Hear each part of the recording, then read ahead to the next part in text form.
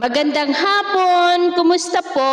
Narito po ulit ang update natin para sa lagay ng ating panahon. Ngayong hapon po ng August 26, 2024 na kung saan sa ngayon ay patuloy pa rin nahabagat ang weather system na umiiral po dito sa ating bansa lalo na sa kanlurang bahagi na patuloy pa rin na hinahatak ng Typhoon Xianxian.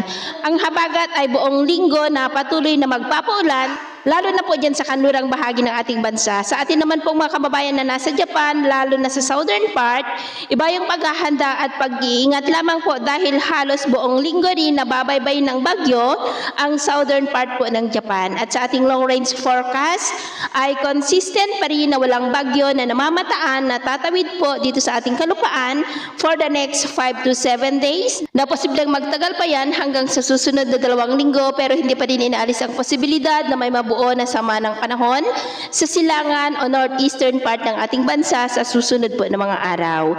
At sa lagay po ng ating panahon, ngayong hapon ay maula pa rin ang kalangitan with isolated rain sa malaking bahagi ng Ilocos Region, Cordillera, Cagayan Valley, Central Luzon, Metro Manila, ilang bahagi ng Calabarzon, Mimaropa, Legazpi, Panay Island, ilang bahagi ng Negros, Leyte, ilang bahagi ng Samar, Sulu Archipelago, Zamboanga Peninsula, Northern Mindanao, ilang bahagi ng Caraga, Sorsogon at Davao na posibleng magtuloy-tuloy ang mga isolated rains sa ilang bahagi ng ating bansa hanggang mamayang gabi at posibleng malalakas na ulan kaya mag-ingat po tayo sa posibleng banta po ng mga pagbaha at pagguho ng lupa. At sa atin naman pong mga baybayin, wala naman po tayong nakatas na namang gale warning signals pero iba yung pag-iingat lamang po kung papalaot tayo para mas makaiwas sa mga sakunang pangkaragatan. So ito po ng latest update natin sa araw na ito.